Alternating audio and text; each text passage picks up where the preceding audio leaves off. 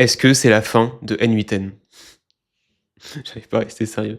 Salut à toi, j'espère que tu vas bien et on se retrouve aujourd'hui pour cette nouvelle vidéo dans laquelle on va essayer de répondre à cette question épineuse. On l'a souvent posée en commentaire dernièrement et en vrai cette question elle est légitime car le milieu de l'IA est un domaine qui évolue très vite, il y a souvent de nouvelles fonctionnalités, de nouveaux softwares et en vrai il est selon moi normal de se demander si N8N tout simplement est encore valable, encore pertinent dans ce milieu dans lequel où par exemple avec un Cloud Code on peut coder des workflows N8N en quelques minutes dans un milieu où on peut créer des applications vraiment assez rapidement, en maîtrisant quelques bases dans le code et dans la sécurité bien sûr. Donc du coup je vous fais cette petite vidéo chill, voilà, je suis posé avec ma petite tasse, mon petit verre d'eau, voilà.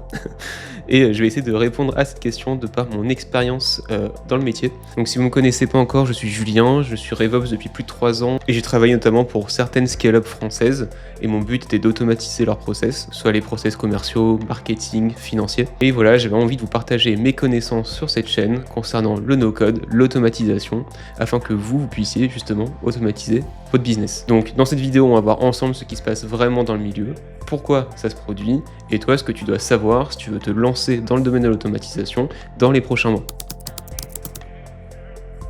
Comme vous avez pu le voir sur les réseaux sociaux, il y a beaucoup de créateurs de contenu, et notamment moi-même, qui sommes passés de contenu N8N à aussi du contenu Cloud Code. Ce qu'il faut savoir, c'est qu'en ce moment, Cloud Code subit un boom en termes de volume de recherche, car selon moi, c'est un outil qui est très puissant, qui peut se connecter directement à vos dossiers depuis un IDE, donc un éditeur de code, et vous pouvez après construire n'importe quoi, que ce soit des applications, que ce soit des sites internet, que ce soit des automatisations N8N, avec du langage simple, donc du français, de l'anglais, vous pouvez décrire ce que vous voulez, et Cloud Code va le reproduire avec du code. Selon moi, on suit un peu une évolution naturelle du domaine de l'automatisation. Au début, dans les années 50, la principale manière de créer une automatisation, c'est de coder en brut, donc manuellement, directement dans un éditeur de code. Et selon moi, ça a duré jusqu'à très récemment, jusqu'à, selon moi, l'arrivée des outils no-code. Donc on avait Make, Zapier au début, et ensuite N8N qui s'est pas mal développé, et pour moi qui a un petit peu devancé les autres, notamment de par ses features, ses fonctionnalités, avec tout ce qui est IA notamment, et aussi par une plus grande flexibilité, car N8N permet vraiment d'implémenter facilement du code au sein d'N8N, c'est facile de l'héberger soi-même sur son PC, donc voilà, il y a pas mal d'avantages avec cet outil-là. Et maintenant, on a un petit peu la troisième étape, qui sont les workflows agentiques.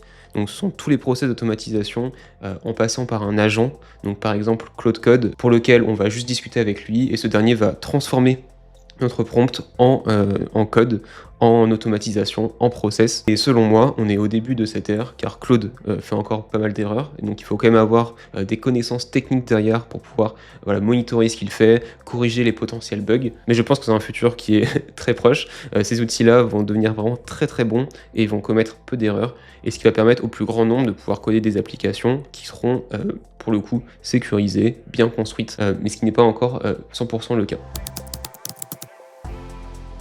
Alors les principaux arguments qui apparaissent et qui peuvent faire peur aux gens lorsqu'ils essayent d'apprendre N8N, c'est de se dire ok, au début quand on construisait sur N8N, et dont moi-même, je passais des heures à construire des workflows manuellement, et c'est vrai que maintenant en utilisant un MCP avec Cloud Code, on peut juste dire construis-moi un flow N8N qui utilise tel outil, et voilà, en quelques minutes il va te sortir le workflow.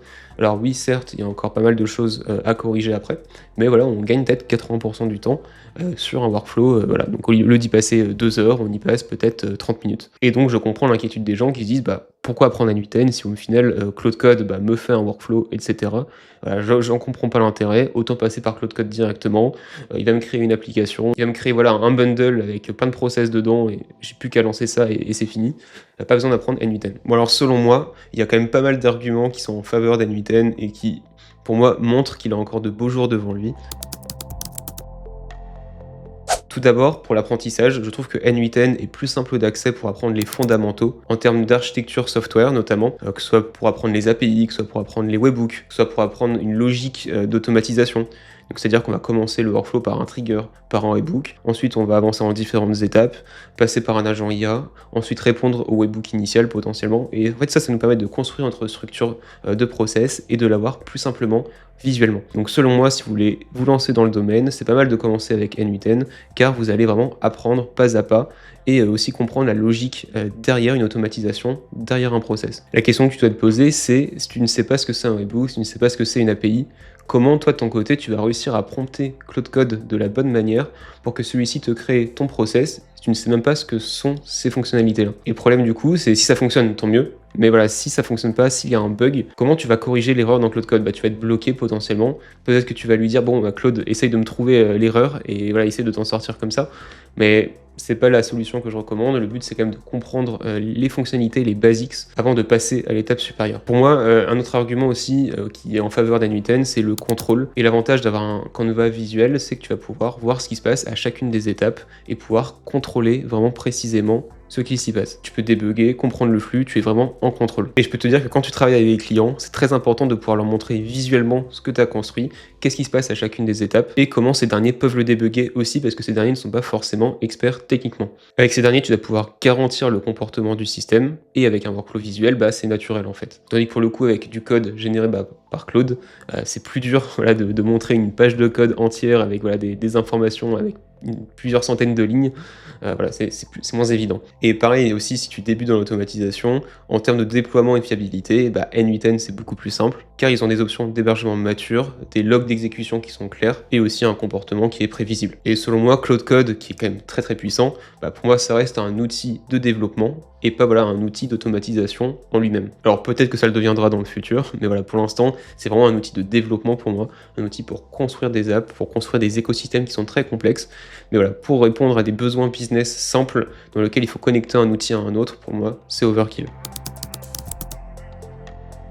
Alors selon moi, là où la plupart des gens se trompent, c'est qu'ils pensent qu'il faut choisir soit N8N, soit Claude Code, mais selon moi, il faut choisir les deux, car je trouve qu'ils ne répondent pas aux mêmes besoins. L'un permet de construire très simplement et visuellement des automatisations et des connexions entre outils, qui peuvent être très robustes et très rapidement, et l'autre, selon moi, donc Claude Code, permet de construire des applications custom et des systèmes très complexes avec du langage naturel. D'ailleurs, si tu as peur pour l'univers du no-code, celui-ci se porte plutôt bien, car en effet, le marché du no-code est estimé à plus de 31 milliards de dollars en 2026 selon Gartner, avec une croissance annuelle de 20%. Selon moi, ce marché va continuer de grandir et va être boosté justement par tous ces outils qui permettent de générer du no-code à partir d'outils comme Claude Code justement. Pour moi, ces outils interagissent à des couches différentes. D'un côté, on a les outils comme N8N Make qui sont au niveau de l'interface utilisateur qui permet de connecter les process simplement et de pouvoir les monitorer aussi rapidement. Et derrière ça, on a les outils comme Claude Code, Google Antigravity qui permettent voilà, de générer des applications, de générer des structures qui sont vraiment complexes et pouvoir aussi accélérer la construction des process dans ces outils no-code. Après, pour répondre à ta question, quel outil je dois choisir dans ces cas-là? Pour apprendre, je te conseille de commencer par N8N. Mais après, il faut que tu gardes en tête que quand tu veux automatiser un process, ne pense pas à l'outil d'abord. Dans un premier temps, tu dois penser à ton process. Tu veux d'abord le designer, le poser sur du papier.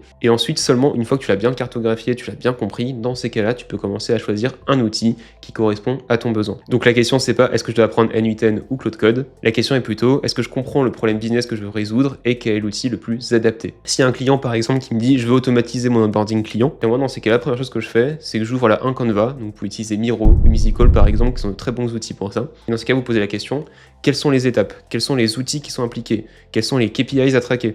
Voilà, donc vous posez tout ce genre de questions, vous les notez, et ensuite, voilà, vous pouvez commencer à définir, ok, quel outil serait le plus adapté pour ce genre de besoin. Et bien, le fait de penser comme ça va changer toute la manière d'aborder ton apprentissage, et ça va permettre de décider quel outil apprendre et quelles compétences améliorer en premier temps. Alors là, on va jouer à un petit jeu, je vais faire quelques prédictions pour le futur. Notamment concernant N8N, je pense que voilà, ils sont toujours en train d'améliorer leurs produits, toujours en train d'ajouter des modules, en train d'améliorer leurs features concernant l'IA. J'espère vraiment qu'ils vont améliorer leur système de chat qui permet de générer des workflows N8N à partir de leur chat, un petit peu comme fait Claude Code actuellement avec le MCP de N8N, car je pense qu'il n'y a personne d'autre que N8N pour être mieux placé pour créer des workflows N8N à partir d'un prompt. Donc s'ils améliorent cette feature-là, je pense que ça va devenir vraiment indispensable pour la création de workflows. Ensuite, je pense que dans le futur, il y a Claude Code qui va devenir de plus en plus accessible, forcément. Déjà, il va devenir meilleur, donc il y aura moins de problèmes de sécurité, moins de problèmes de gestion d'erreurs.